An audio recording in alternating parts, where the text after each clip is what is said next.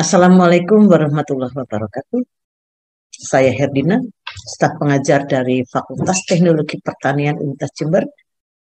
Pada kesempatan ini ingin mensosialisasikan tentang penelitian kami dengan judul Pengaruh Bubuk Teh Hijau terhadap Sifat Termal, Reologi, dan Fisikokimia Tepung Mokaf, Modified Cassava Flour, dan Analisis Fisik Nutraceutikal dan Organoleptik Kukis berbahan tepung komposit mokaf bubuk teh hijau. Penelitian ini didanai melalui hibah penelitian percepatan guru besar. Adapun tim peneliti, saya sendiri Herlina dan Bapak Siswaya Soekarno dari FTP. Yang melatar belakangi penelitian ini sebagai pendahuluan adalah seperti yang kita ketahui bahwa mokaf itu merupakan jenis tepung modifikasi dari ubi kayu. Dan kandungan gizi mokaf ini hanya kaya akan karbohidrat. Sedangkan untuk nutrisi yang lain atau komponen yang lain itu relatif rendah. Nah, untuk meningkatkan kualitas daripada mokaf, tentunya kita akan menginovasi. Nah, salah satunya untuk meningkatkan nilai fungsional tepung mokaf adalah dengan bahan alami yang mengandung antioksidan tinggi, yaitu salah satunya dengan bubuk teh hijau atau yang dikenal dengan matcha, di mana bubuk teh hijau ini kaya akan polifenol seperti katekin, sehingga mempunyai aktivitas antioksidan yang sangat tinggi. Nah, berdasarkan beberapa penelitian menyebutkan bahwa matcha mengandung senyawa polifenol yang terdiri dari katekin, kafein, asam fenolik, klorofil, teanin, dan lain-lain. Namun, kalau kita membuat tepung komposit dari mokaf dan matcha atau dari mokaf dan bubuk teh hijau, itu nantinya diduga akan mempengaruhi mutu tepung yang dihasilkan. Yang meliputi di sini mempengaruhi karakteristik fisik, kimia, fisikokimia, dan bioaktif. Oleh karena itu, perlu dilakukan penelitian untuk mengetahui mutu dari tepung komposit mokaf bubuk teh hijau pada berbagai rasio persentase. Nah, tujuan dari penelitian ini adalah penelitian ini dirancang 2 tahap. Jadi tahap yang pertama adalah pembuatan tepung komposit mokaf bubuk teh hijau. Kemudian tahap kedua adalah aplikasi tepung komposit mokaf bubuk teh hijau pada pengolahan cookies.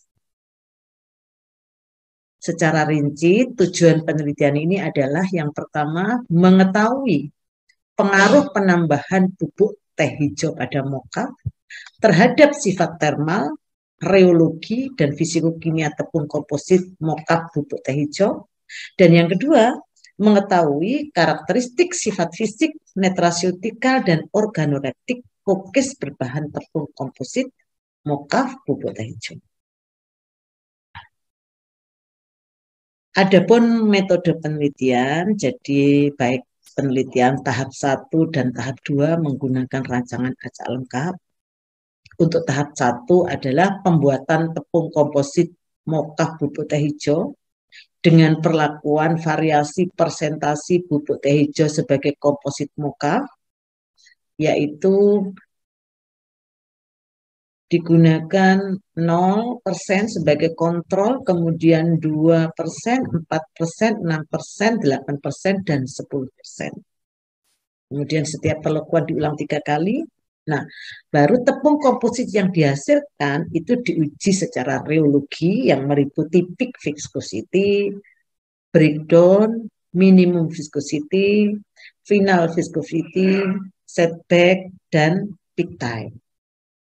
Untuk sifat termal akan dianalisis derajat retrogradasi dengan DSC, kemudian sifat fisikokimia meliputi swelling power, kapasitas penyerapan air atau water holding capacity, dan kapasitas penyerapan minyak atau oil holding capacity.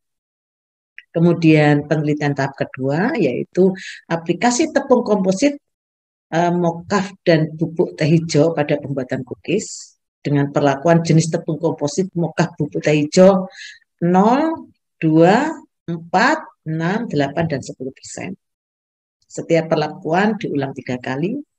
Kemudian cookies yang dihasilkan diuji sifat fisik meliputi kecerahan warna, tekstur, mikrostruktur dengan menggunakan SEM, kemudian nutraceutical meliputi total serat pangan, total polifenol, dan aktivitas antioksidan.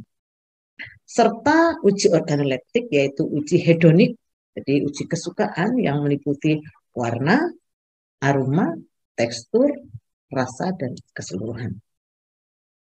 Nah, hasil penelitian kondisi pada tanggal 19 November tahun 2021,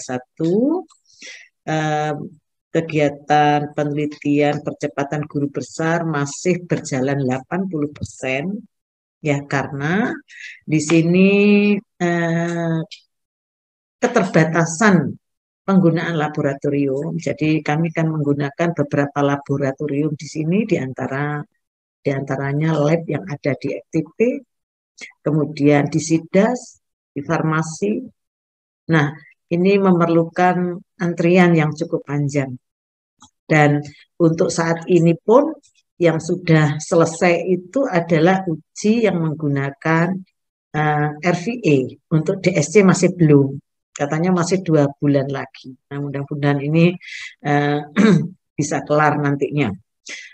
Adapun kalau pengujian sampel kami nilai sudah selesai 80%, analisis data sudah selesai 80%, untuk pembahasan masih 40%, untuk artikel ilmiah juga masih draft 40%, dan rencananya sebagai keluaran tambahan berupa paten sederhana. Jadi sekarang masih 30%. Nah, ini status luaran yang sudah berusaha kami buat. Kemudian kendala dalam penelitian percepatan guru besar ini secara prinsip memang kendala yang berarti tidak signifikan begitu, tidak ada, namun keterbatasan penggunaan lab karena PPKM. Kemudian juga pengujian sampel menggunakan alat-alat presisi tinggi seperti DSC, RVA, dan SEM ini perlu beberapa perizinan dan antrian begitu. Kemudian antrian untuk jurnal Q2 juga relatif lama. Nah, untuk rencana tahapan penelitian selanjutnya, yang pertama kami akan menyelesaikan pengujian dan analisis data hingga 100%, menyelesaikan analisis data sampai 100%, menyelesaikan draft artikel sampai submit, sampai publish, kemudian merampungkan penyusunan draft paten sampai granted dan terbit paten. Nah, itu mungkin yang bisa kami sampaikan tentang penelitian percepatan guru besar. Mudah-mudahan cepat selesai. Terima kasih. Wassalamualaikum warahmatullahi wabarakatuh.